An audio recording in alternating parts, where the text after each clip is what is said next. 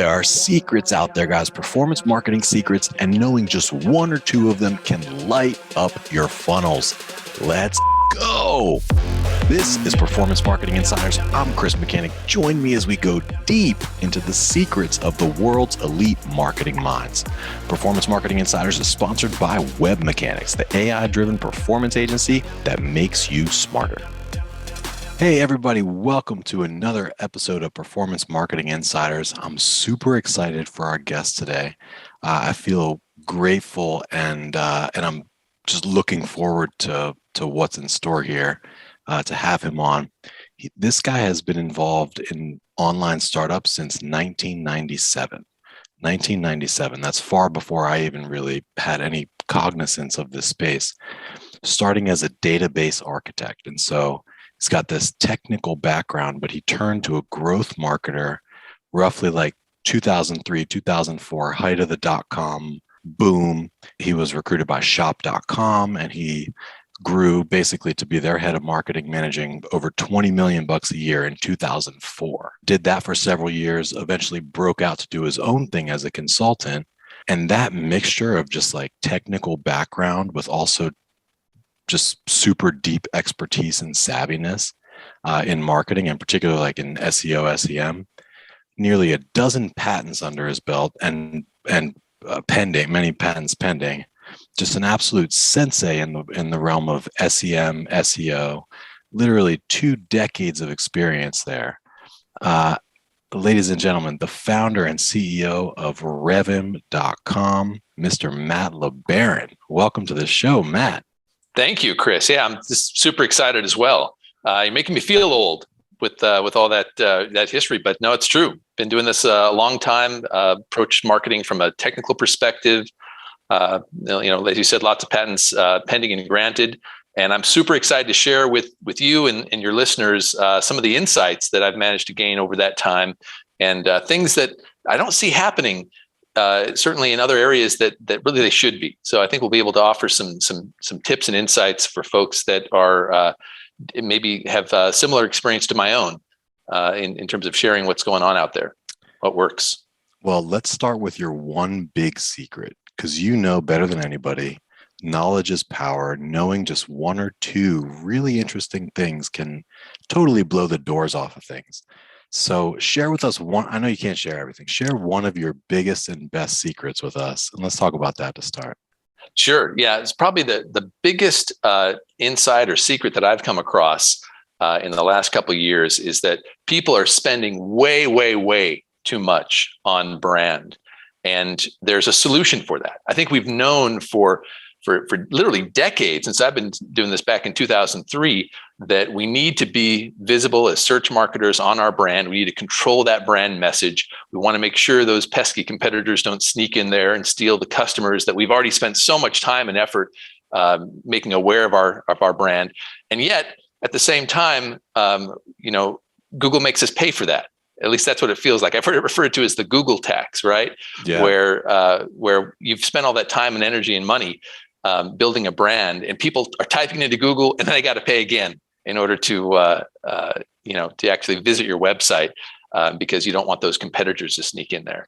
But there's new technology, there's solutions out there for that conundrum, and that's what I've been involved with in the last couple of years. I'm super excited about it. It's making a big difference for the companies that are looking at this. So why is this the case, do you feel like? Like, why is it that companies are spending so much to protect their own brands? Yeah, well, I mean, I'm actually a big fan of protecting brands when they need to be protected, because if you don't, you will have someone come in and eat your lunch. So to be clear, I'm not criticizing anyone who's bidding on brand. You need to in order to protect it. The challenge is that you don't need to protect it all the time, and people are just throwing money that they don't need to spend in order to protect something that is already safe for them. And but why are people doing that? Because they want to make sure that we don't know when a competitor is going to sneak in there, right? We don't know if that competitor is going to suddenly start up ads and take our business and cause us to miss our numbers, and we can't risk that, right? I think the common thought is that we can't risk it. And I'm a fan of that, actually. I agree with people that are not aware of what is currently available with modern technology, I think it does make sense to bid on your brand and to protect it strongly and to spend that money. But then again, we do have this new technology which allows us to be smarter, more agile, more intelligent about it. So people are doing the best they can with what they know, but people don't know about what's happening out there now. So well, it's almost like, so it's the Google tax, right? It's almost in a way like Google did this on purpose, because as far as I know, or last I checked, you're not allowed to actually use your competitors' trademarks and the names in the ad copy, but you can bid on whatever you want. absolutely. So like, how did it become this way? Like, is this, do you think, just a Google design thing, or? I think it's part of the auction environment, right? Google creates incredible flexibility for all of us, right? And we all benefit from that flexibility, but we also pay the price. So anyone can bid on anything. And if you think there might be some value for you to bid on a competitor's brand, then you're going to do that, right?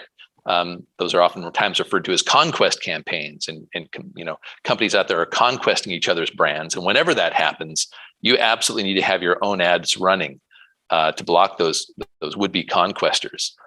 Google does give us some benefits here. I don't want to just beat up on Google. Like, for example, most of us see a pretty low cost per click on our own branded search, right? We have a high quality score because of how the quality score algorithms work. We have a low CPC. And so if companies do want to conquest each other's brands, they typically are paying a premium to do so. And so that's why oftentimes that conquest campaign only runs for part of the day, or it's fairly rare. There are some industries out there where, you always have 3 competitors, up there next to your own ad 24 hours a day. But we've now, worked with lots and lots and lots of companies that they're spending billions of dollars a year in Google. And we have lots and lots of data as a result to kind of identify when does it make sense for that branded search to be running, and when can you safely take it down, save those dollars, and push that budget into growth? Because that's what everybody wants, right? Nobody cares about saving money. To be clear, I'm not here saying, hey, let's all spend less money, because as far as I can tell, every single dollar that is saved where you get more efficient from plays like this, where you take your ads down when you don't need them to be running, gets pushed into opportunities for growth. Yeah. And that's the big secret I think that I'm in the center of being involved in right now, is seeing companies drive double-digit growth within a month across all of search as a result of employing technology that allows them to be hyper efficient in how they spend their brand money. So the big secret is, like, we're overpaying for brand. We need to protect, we need to own, we need to protect this house, but we're overpaying. The reasons are because it's an open auction environment and your competitors are feisty and they want to eat your lunch, right? Absolutely. And that's how an open market works. What do we do about it? What's if I'm the head of paid media for IKEA or whatever the big brand, insert your big brand here, what do I do? So there's been things we've been doing. So just to kind of reflect on what people have done in the past, brand sensitivity tests, or brand incrementality tests, they're sometimes referred to. I hear these happen, every couple of years at big brands, where some executive comes in and says, shows their paid search guy, how come I've got an ad that's, pushing down our own number 1 SEO listing? There's no competitors here. How's that spend, helping us at all? Right. And that typically triggers the brand sensitivity test, and the paid search guys go, well, okay, well, we'll take it down on these certain keywords for this time, and we'll see what the impact is. And so to understand the impact of branded spend, that's really what the goal is of that. And most of the time, those tests show that there's value in branded spend, right? That they should be spending, because once those ads come down, those competitors sneak in there and start take those clicks, start to eat your lunch, and you're like, oh, I don't have as much lunch. So right. So that's been the solution. I've been involved in, so my company, Revvim, has brought to market a new way of solving the problem, a technology called Ad AI, which automatically detects these, what we call cannibalistic ads, these ads that are pushing down your own number 1 SEO listing. And then in real time suppresses your own ad, basically turns it off so that that number one SEO listing can bubble to the top and you take the click for free. And it then monitors the ad space. So as soon as a competitor ad appears, we raise your ad to block them. So it is now possible to get the best of both worlds, where you're able to defend 100%, defend your brand from competitors whenever those competitors are coming after you. But then when they're off, and there's all sorts of reasons why they might be, for you to no longer have to pay that Google tax and instead shift that money into areas that drive incremental growth rather than cannibalizing what your SEO team is going to get. You can actually contribute on top of that and make your boss a huge winner and yourself in the same way. Yep. So branding incrementality test, or what'd you call it? Pressure test or stress test? Could be. Yeah. I've heard it called brand sensitivity or brand incrementality. Those are two phrases I've heard. So that's one thing. And then the Revvim product, Brand AI, I'm familiar with it, of course. Yeah. I know it. I can honestly vouch for it in that it, we don't normally do like a product pitch type of a thing, but I can honestly say, like, if you're spending 50 grand a month, or even 10 or 20 or 30 grand a month or higher on your branded campaigns. And for large companies, they have a lot of types of branded searches, Yeah. So there's a lot of ground to cover. But I can honestly say that the Brand AI product is pitch worthy at this point in the pod, because it's pretty badass. It's like one of the few products that I've found recently that I can like really say like, wow, this is a total no-brainer. Because the fact is, what happens is that the conquesting attempts, your competitors, they're not running ads at all times. They're sometimes in the middle of the night. They're sometimes on a random Sunday. Like they'll pause their ads or they'll run out of budget. So that product is worth checking out. And so if folks want to check it out, they could do a free trial, right? Yeah, so we offer what we call a risk-free 30-day trial, where people can try out the technology for 30 days, have full use of it, get the data so they can see what the impact of the technology is without any obligation to pay anything, and then make a data-driven decision. And the word we hear most frequently when we talk to people is no-brainer, because it's like, why would you pay for something you can get for free? And that just then empowers you. You basically, companies are using this to create a growth budget, right? And it's all going to Google anyway. I've yet to meet a CMO that says, "Oh, hey, you know what, Mr. CEO, I'm not going to spend this money this month. Here, have it back." No, that such a marketer does not exist. I'm convinced. I've yet to meet them. So yeah, that's the big thing that we're seeing. And massive companies. We're talking about the world's largest automotive dealership, the world's largest footwear and apparel brand, the world's largest automotive companies.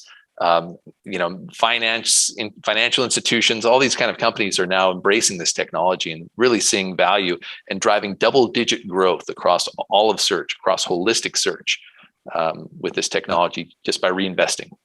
I believe it because I've seen it. And full disclosure, we're partners with Revvim. So we've been working with them for years at this point to bring this technology to market. It is a next level technology that I fully believe in. It's not going to be a product pitch this whole rest of the time, but I feel like the product is so good, it like deserves a spot at the beginning to be pitched. But Matt, you tell folks if they're interested in trialing Revvim. So if you're spending more than 10 grand a month on Google ads to protect your brand or to amplify your brand, meaning that you're bidding on your own brand search terms, you definitely need to talk to Matt and or us, because we're, bringing this to market in partnership. But what should they do? What's the easiest way? Revvim.com, just fill out the contact form. Absolutely. Go to Revvim.com. There's a quick request a demo. You'll get somebody respond back to you, usually in about 15 minutes. And they'll hook you up. So again, it's a risk-free 30-day trial, no obligation to pay anything. You get to get the data. You'll have some huge insights as well. Like, here's the question that I wasn't expecting people to ask, but that they found really interesting. Like, how much should you actually be spending to protect your brand from competitors? How much do you actually need to spend when competitors are present? Nobody knows the answer to that question unless they've used this tech, right? Yeah. You just kind of know, well, we spend this amount, But how much Well, do you but actually there's need also campaigns. Your competitors do campaigns that are random and unexpected. to? Absolutely. Yeah. So, and the tech solves for that too. Yeah. So I would definitely recommend checking it out. Revvim.com. Just request a free demo. Matt, you are the type of person. So you have a technical background. You're a growth marketer. You're an SEO, SEM expert, but you're also amazing in terms of just like your phone prep. Like we've been on calls with many, clients together. Like your phone presence and your sales ability. Like I'm just continually impressed by you and by the products that you're bringing out to market. And I know that you have new ones. We'll talk about those, but that concludes the product pitch portion. I didn't know there was going to be a product pitch, but thank you. That's awesome. So. But yeah, I mean, we like to start out with pure insights. I think it is a good and pure insight that you're paying too much for brand search. Like if you're spending 10 grand a month, there's pockets of waste. You're definitely paying too much. And even in regards to non-branded, you're paying too much. And there's like competitor conquesting. So you've probably seen more competitor conquesting attempts than anybody. So I'm interested to talk about like what a successful competitor like if we're playing offense, what that looks like. Yeah. That's one of many things that I would love to pick your brain about. But talk to me about, well, I'm curious. So you started out as a database admin, turned into a database architect, went to shop.com, where you learned, I think, about SEO, SEM, and growth marketing, broke out on your own to do your own things. You had SEO Catalyst, which is also, I think, a noteworthy product and I think a great value for anybody that's interested in SEO. And then Brand AI is your latest thing. But how did you arrive at that? How did you arrive at Brand AI? Like, did you see at shop.com they were spending way too much to protect brand? Or like, how did you arrive at this particular, I mean, problem? I think it's a common problem, right? I've now probably pitched the product a few hundred times, literally in the last couple of years as it's gone to market, and heard all the time that, this is a major problem in our industry, in our space, that's been there since the inception. And people don't like to pay the Google tax, right? And there's a certain level of, I think people know that they shouldn't have to, right? There's this kind of instinctual almost, why do I have to pay for this when it's literally my brand? I've earned this, and especially from the founders of these companies or whatever that, take personal umbrage to the fact that they got to pay for, a click on this company that they formed and they built up. So, but I've always loved the intersection between human creativity and computers' scalability and precision and the things that computers do well. And so if we could, I've always been fascinated by how those two parts could come together to make something that is better than the sum of its parts, a whole that's better than the sum of its parts. Mm-hmm. And I'm not a fan of computers replacing people. I don't think that's ever going to happen, at least not within my lifetime or, for several generations at least. But because humans do certain things that computers just can't. We have experiences and insights and emotions and feelings. So I think computers can assist humans in being better at what we do, but don't replace us. And that's why I like to find those instances where computers can do things really well at scale and precision that humans don't want to do. And like, I know you don't want to be sitting there looking at your refreshing your search engine results page to see, is there a competitor there yet? Click, clearing my cookies or my cache. Exactly. I mean, this is not incognito browser. Totally. Like no one would ever want to do that. That's Dude, insane. We used to do it like that back in the day. Back in the day, our keyword research process was silly. So we would use the Google keyword tool. Right. But even back in those days, it would fail to deliver the long tail. But then when they started displaying the search suggestions, we were like, oh, shit. So we literally would have two people, one person, like say your target keyword is like, best grocery store or whatever. They'd be like best grocery store space A. And then the second person would write it down, what they would say. space B. B. You know, That's some old school keyword research right there. super old school. That's crazy. Like That's why those you were guys the are great. townhouse days. Yeah. But then they came out. Well, Uber Suggest came out.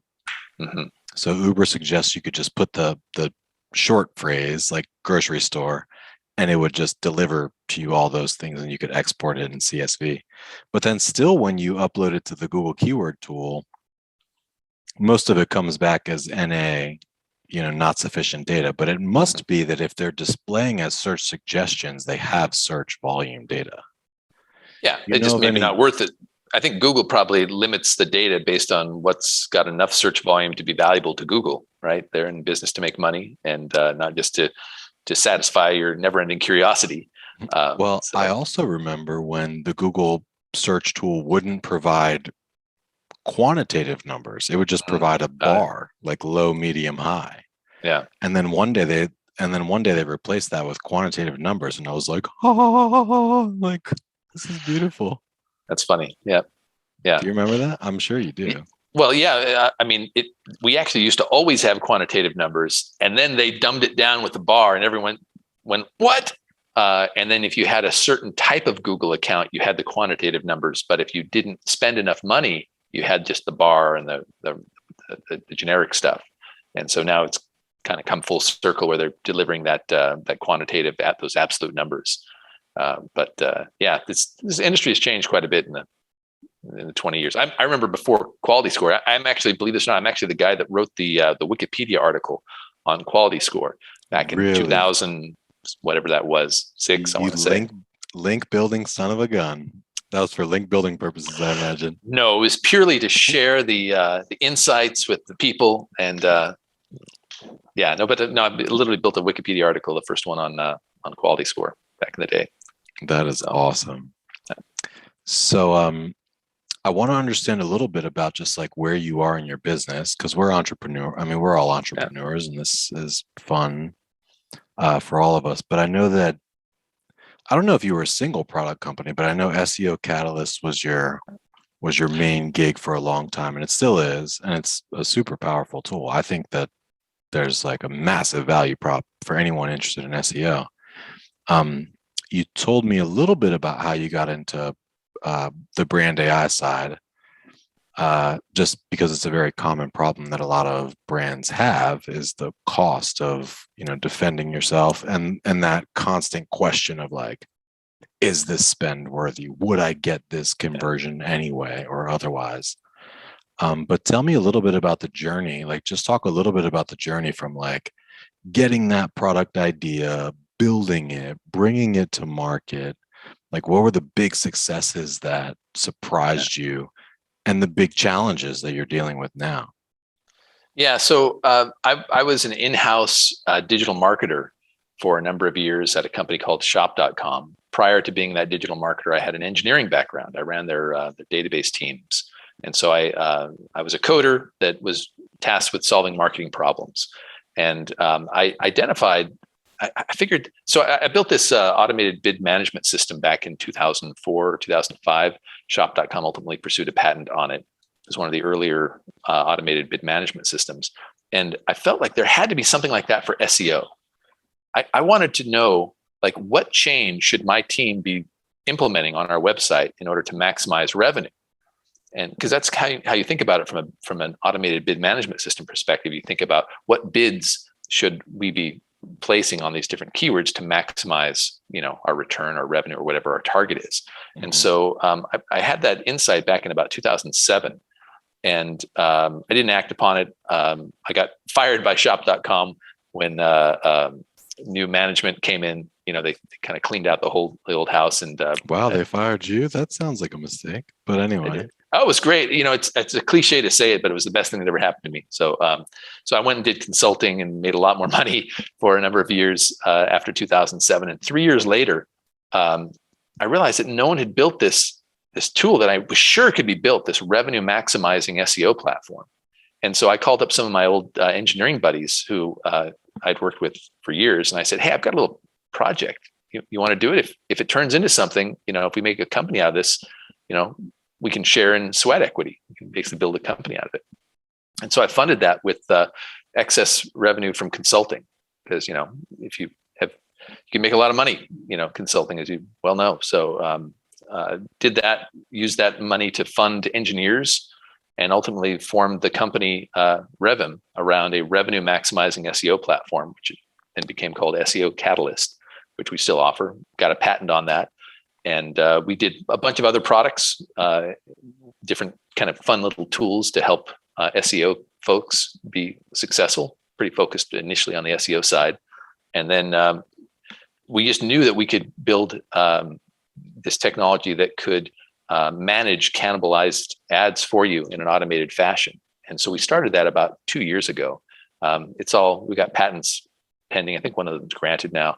And other patents are still pending on the technology, but essentially we figured out how to do this. And the action of taking an idea and then turning it into a prototype just to kind of prove it, and then turning it into a product where now it has an interface that people can interact with. The prototypes are clunky, they don't work well, but once you productize something, that's really cool. And then starting to market that, finding the market that's going to fit with that product, and finally, actually selling it and turning it into revenue is it's a journey, right? It takes quite a lot of time and effort. There's a lot of stumbling along the way. You can fail at any one of those steps, and it's all for naught, right? You can have the best engineers in the world. They can build a fantastic product, but if they're not able to productize it so that people can use it and make it simple and easy, then it's kind of done, right? It's not going to expand. It's not going to achieve its goals. Even things like figuring out the pricing model, some model that makes it, like in the case of our ad AI product that we've been talking about, that's where people typically say it's a no-brainer, because we charge a percentage of savings. That's the way we operate, right? And so as a result of charging that percentage of savings, that people can always trust that they can run the technology without any concern that they're ever going to, it's ever going to be a bad idea. And so finding each one of those little steps in the process, and then finally ending out with a product that is massively scalable, creates a lot of value for the target audience. That's super exciting. Yeah. And that's where we're at now. We're just expanding. We're growing like a weed right now. And it's been a joke, we'll be an overnight success, 10 years in the making or whatever. Right. But, so it's fun. Yeah. So would you say SEO Catalyst, did it underwhelm your expectations? Like, did you expect that to sell like hotcakes, and it did never quite met your expectations? To some extent, yeah. So the tech works really, really well. The challenge we found is that what essentially SEO Catalyst did is it solved an equation identifying exactly what tweaks to make to each page of your website in order to maximize revenue across the entire set of keywords in your content portfolio. That's what it does, and it delivers that. Including your paid media data. So you're spending, $100,000 a month on this head term, life insurance, whatever it is, and you have this page ranking like number 9 or number 3 on the search results. So we would predict how much we could drive that rank up, and we would then predict how many more clicks you could get. We would tie into the analytics backend, so how many more transactions or conversions you're going to get, how much more revenue is that going to yield. And we could then issue a very simple, discrete, prioritized list of tasks each week that you just go bang, bang, bang, bang, bang, hit 10 tasks, and now suddenly your SEO is providing an extra $5K a month in revenue. Next week, bang, bang, bang, here's the next 10. Now you're doing an extra $4K. And so we could, whatever that is at whatever scale that business operates. So it was pretty straightforward. Works really well. On average, customers that use it see about 24% growth in revenue in the first quarter. So it's great. The challenge we found was that it required people to take a moment out of their day to act upon the insights of the platform. And so, and we learned, hey, people have full-time jobs. The people we're talking to, they already got all 40 hours or 60 hours in some cases of their work week allocated, right? They're not sitting on their thumbs goofing around. And so even though we had a tool that was able to drive not just reports, I was never really interested in the reporting side of things, but actions, where they could see real benefit from it. It only made sense for some people to do that because they would be, otherwise busy with other things. So that limited the I would say the growth of that platform. Tech works great. It requires someone to use it. That's one of the reasons why it requires an action from the end user. Absolutely right. And so we do have plenty of customers using it, but we need to find people that are that have that resource. We ultimately ended up solving that problem by offering to do what we called implementation ourselves. Yeah. So our team would come in here and say, hey, here are the 10 things that we recommend that you do this week, and we'll do them for you. Like, grant us access to your CMS. We'll do just these adjustments. And all we need you to do is now say, yes, I bless that, and we'll take care of it. And that solved some of that problem, allowed us to expand and scale further. Adding the professional service element, like, hey, by the way, pay a little extra, we'll do it for you. That's right. And ultimately, we ended up throwing that in.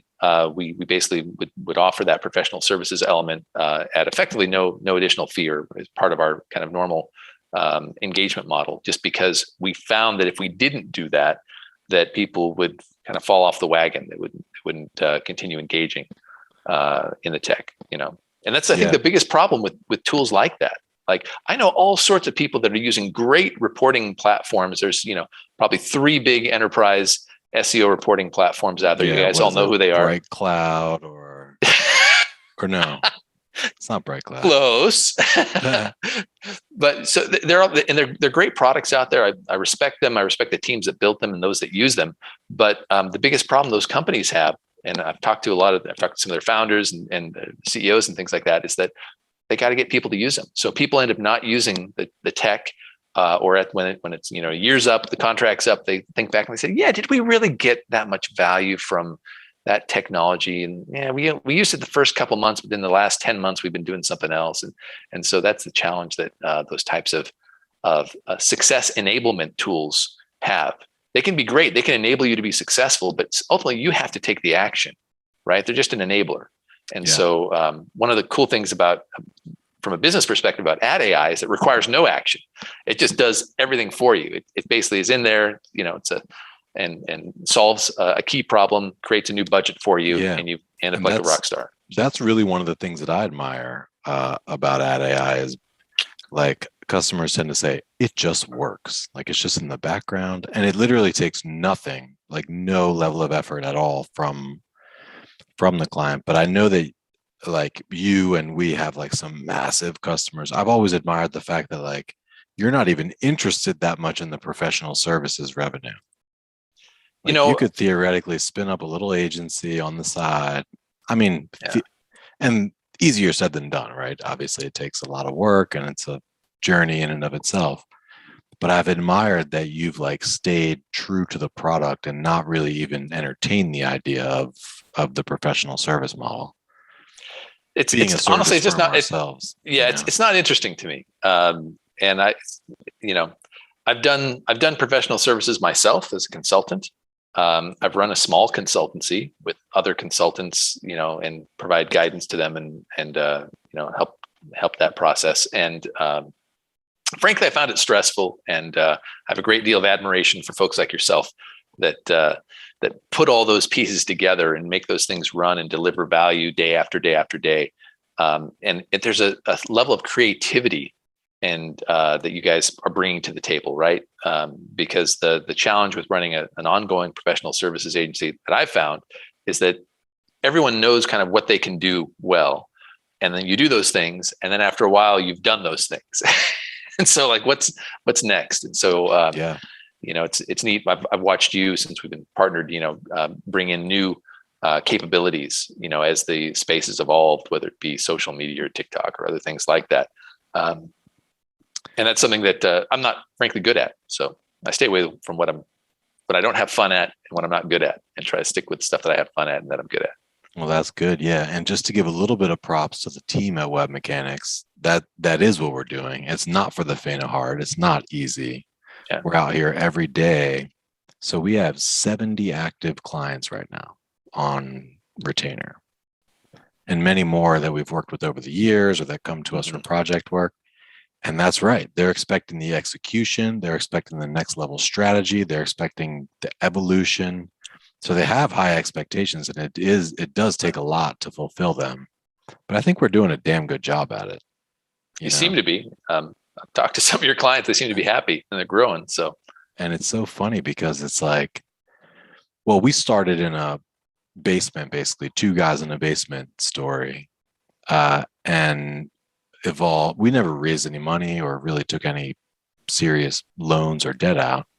So it evolved very much organically and naturally. And we kind of have this culture where like we just are introducing new service offerings without this whole like formal process around it. You know, like account-based marketing got hot in B2B probably 3 or 4 or 5 years ago.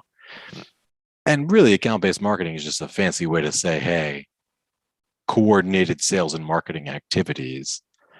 But that was just something that we just picked up and just kind of started doing. We kind of started selling it to a few clients, and then we sort of started developing some subject matter expertise around it and started, building out our processes. But it is a very different ball game, and I think that I'm slightly envious of a model like yours, where like you can just sign up big clients and it takes almost no work to service, but also like slightly happy about the space that we're in, because I feel like agencies are like the cockroaches of the business world. Like if there's any business that's going to go out of business, like it's not ours. Like we'll figure out a way to add value regardless of regardless of any of the environments. Like our clients will need us and they'll look to us to help navigate them through.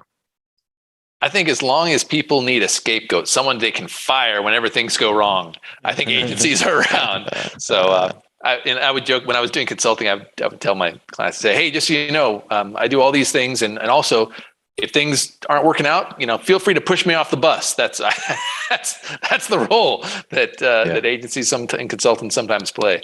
So, just being honest, that's part of it. So, but it's crazy. You do great work. So congratulations on your success. Well, thank you. Yeah, thank you. And fun fact, today's my birthday. Did you know? Oh, I didn't mention wow. that. Yeah. You actually gave me your birthday. Wow. That's like a present. Now I got to give you something. Well, it wasn't just for you, but I'm a workaholic. I love what I do. So it's kind of fun for me. I do too. But I have so many questions for you. We could sit here and rap together for hours, I'm sure. Yeah. And I want to have you back on, but I also want to understand just like the makings of Matt. Like I want to change topics and just like zoom back out into, we already talked about your career chronology to a good extent, but like, how did you become you?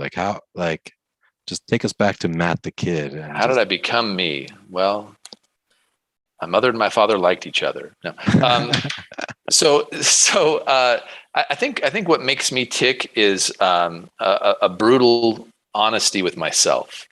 As a person, I don't have much patience for fakery, I guess. And there were times in my life when I was growing up that I found that I was fooling myself. And I'm not talking about fooling other people. I'm talking about how we relate to ourselves, how we, our self-identity as a person. And, once I became really comfortable with myself, which probably took me a good long while, through the late teenage years and early 20s, once I was really comfortable with myself, then I just found that just unlocked all sorts of opportunities for me. As a kid, I was raised by a single mother. I didn't actually meet my father until I was about 16 years old, and so I had experiences where I was not. I oftentimes was in an environment where I did not have abundance. I came from an environment where there was scarcity, fairly frequently, and so that kind of taught me to think on my feet and keep my eyes open, figure out what's going to work, and try to pursue that. And then once I was kind of through those teenage years, which are hard for I think most people. I'm envious of people that made it through their teenage years, just like, yeah, it was great. I loved being a teenager, right? And now as a parent, I have teenage kids at home, and I'm like, oh man, I'm sorry you're going through this. I promise you it gets better. But anyway, for me it was tough. And then once I kind of found myself and was comfortable, The world is my oyster. That's how I see it. And it's a wonderful world, and we're going to get as much out of it as possible. So I don't want to miss anything. I want to do everything. That's my attitude. So like, how were you in school, or did you go to college? How'd you wind up as a database architect? So I was not too bad at high school. I think I got a 3.8 GPA my first couple quarters. But I quickly found that high school was not of interest to me. And so I had horrible senioritis. I barely showed up my last year of high school. I think I ended up with like a 2.6 GPA or something like that. And I ended up, my first job was answering phones for software companies. So, you'd get a piece of junk mail that said, to upgrade your Norton antivirus, call this number, 1-800 blah, blah, blah. And I'd be on the other end of that number. And, thank you for calling Norton. My name is Matt. How may I help you? Kind of a thing. And so that was my first job as a late teen, early 20s, I guess. And what I found in doing that I was good with computers. And so I bought myself Programming for Dummies, literally that big yellow Dummies series, and then C++ for Dummies. I said, I want to try out the toughest, best programming language out there. And there was C for Dummies and C++. And so I basically taught myself how to code. And my first paychecks from my answering phones, I used to buy a computer, 4060 X4 100. And I bought myself Borland Turbo C++ 3.5, this programming environment, and I just worked through it on my own. And so I did then, once I'd gone through that for a bit, I did go to a local community college. I signed up for a computer science course. I said, okay, I think I can maybe hang with these guys, because I had great respect for people that just made software appear out of thin air. I was like, wow, these guys, these engineers, they've got to be all brilliant and everything's great. So I went to that class and I learned, I was like, they're like, here's a number and here's a plus sign and here's another number. And, that means they're going to add them together. And I was like, what? This is so simple. What? And I went to the teacher afterwards and I said, hey, are we going to get into object-oriented programming? And he said, that's a 4-year college thing. We're not going to do that for years. I'm like, oh, crap. And so then I just went and I tried to get a job as a programmer. And I initially failed. And then eventually I did. And I was self-taught. And I was just frank. And I told people that, hey, I'm self-taught, but I can do cool stuff. And so once I got my first job doing that stuff and actually using my self-taught skills, then I never looked back. So I do not have a degree. I have basically skipped or bypassed or failed, however you want to put it, the college process. But interesting. Yeah. So that's a good lesson to anybody earlier in their career or anybody career switching, that like you can be self-taught. I'm totally self-taught as well. Yeah. In today's world, you just like owned up to it, Yeah. and just said like, hey, I'm not. And that's what I'm talking about is comp sci guy. Like I just picked up a book and learned how to code. Yeah. And that's what I mean about being just really honest with yourself, what you're good at, what you're bad at. And I've learned to do self-assessment, and I'm really bad at a lot of things, so I don't do them. And the things that I am good at, I do. And I would say that in today's world, if you're a younger person watching this right now, you've got everything you need to build a career on YouTube. On YouTube. On YouTube, I would have killed. Meaning the content on YouTube. I'm talking about the content, and of course, there's other formal content providers. Udemy, the Udemys of the world, and others companies out there that provide educational content. But I literally was in tears with frustration trying to teach myself object-oriented programming, wrapping my head around concepts that at the time I'd never, engaged with, and as a young man trying to figure this out on my own with a Yellow for Dummies book. And I think now, if you for people out there that are wanting to learn whatever it is you want to learn, that there's so many resources. You've got no excuse. College, sure, go for it if that's your thing. It wasn't my thing. I hate formal learning environments. I would love to have an apprenticeship, where I could have one person that actually knows what they're doing, and I can do what they tell me to do, and I can learn. And then when I have a question, I can ask him. That would be perfect for me, whether it's computers or anything else. Yeah, I'm very skeptical of the higher education learning environment too. And I did go to college and I graduated with a business degree from University of Maryland Smith School of Business, which looks great and sounds great on resumes. But I remember distinctly a moment after having graduated where I wanted to start a business. It was like right probably when the idea had hatched to start web mechanics. And I remember thinking, how exactly do I do it? Like I studied business for like 3 or 4 years, and they never really teach you how do you set up an LLC. They don't teach you so much of the technical.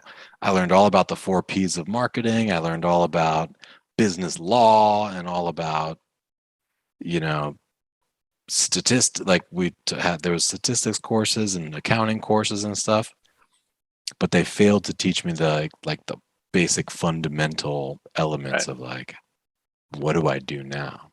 What do I do now? Yeah.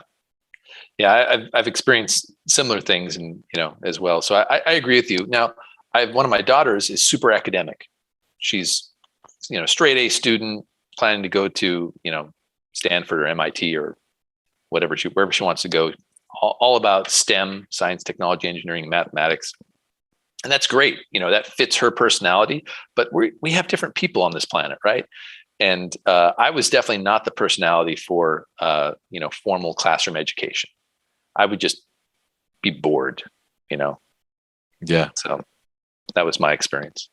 Thankfully, it's all worked out pretty well. So, well, yeah. I mean, you definitely are a very successful individual and extremely smart and extremely in demand and extremely busy, I know. So we really appreciate your time here today. Thank you for lighting this up for us and for teaching us some things and sharing some of your secrets. I think for anyone spending significantly on Google Ads for brand, I think Revvim is a no-brainer. You can just check it out at revvim.com. And also check out SEO Catalyst. I think it's undervalued in general as a tool from what I've seen. awesome. Well, thank you. Appreciate it. It's been a lot of fun, Chris. Absolutely. Well, let's wrap up. I got a couple more questions for you. Okay. Top 3 books or top 3 learning resources. Top 3 books or learning resources, man. Other than the C++ book for dummies. Yeah, I don't do much programming nowadays. So it's funny. I learned those skills. I use them, and then I have moved on to hire people that are much, much better at those things than I am. So you know what? For me, I like reading with my family. That's actually, it's not a learning resource. I know you're looking for a learning resource, but what I find gives me a lot of pleasure and helps me to de-stress is that I've got little kids at home. I've had swarms of kids in my family, and we read together. We've been reading most recently the Wheel of Time series by Robert Jordan. And so it's kind of escapism, fantasy, things like that.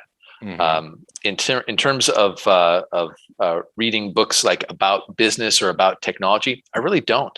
I don't read books hardly. I'm a voracious reader, but not of books. What do you read? I'm constantly online reading different resources, whether it could be from formal news articles, but even like Reddit or Quora. To resources, I find that there's oftentimes cutting edge insights from people that are sharing them on social media before they go through the now, in my opinion, ponderous process of being put into book form and edited and published and all the rest of that. Even self-publishing takes quite a while, to get something packaged into book format.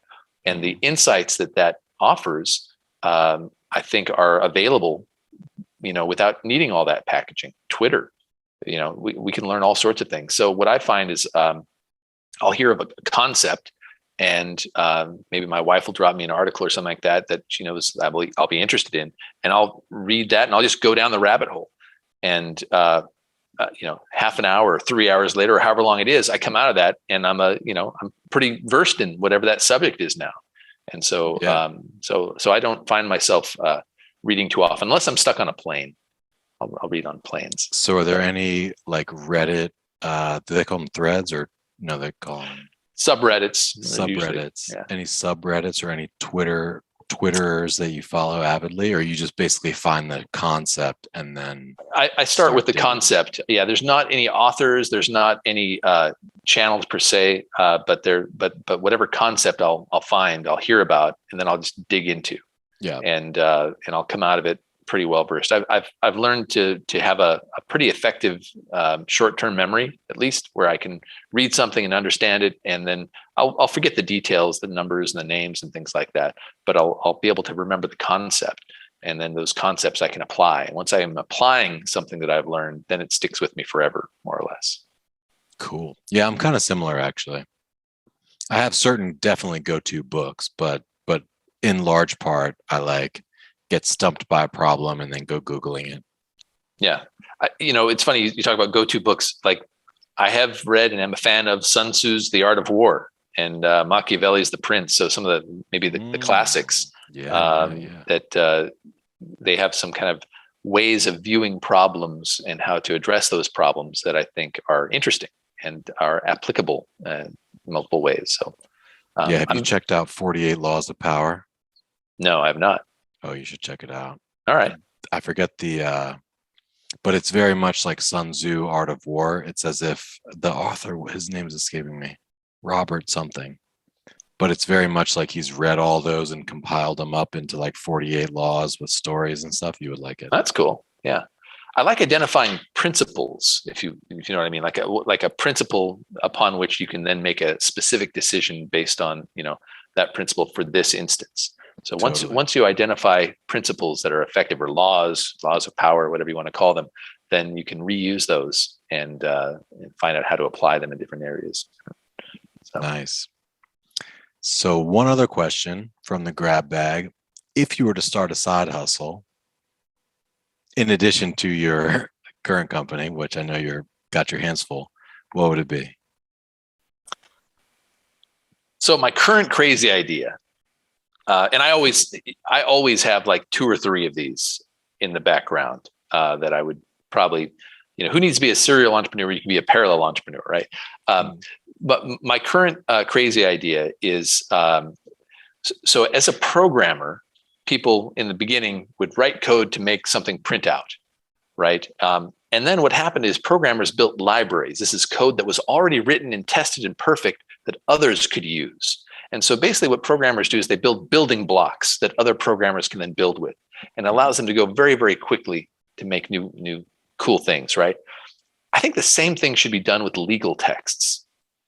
I don't know about you, but I read an MNDA like once every day or two. It seems like I'm constantly having new deals that are coming in, service agreements, all sorts of, referral partners, all these kind of things. And I have to read these, or I have to pass them on to a lawyer. And very, very often they say almost the same exact thing. There's really only a handful of variables, of things that are different about these agreements. And so what I would love to do is I would love to create essentially an authoritative library of legal clauses, maybe not even entire documents, but clauses that someone that could basically just say, this is the standard, NDA clause, and the variable is how long is the term, 3 years. Right. Or whatever that time period is. And so that people could have access to legal documents that business people like you and I need in order to structure relationships, without having to read the same thing over and over and over again with slightly different wording and slightly different. It's like pseudo coding legal docs. Effectively, yeah. It's really creating a standard. I'm actually surprised in a company like maybe LegalZoom or something. I was just thinking about LegalZoom, because you could theoretically build your own MNDA that way, right? Yeah, and so and the idea being that you would start off with these kind of standard templates, if you will, that get plugged in there. But I would love it if someone were to send me an MNDA.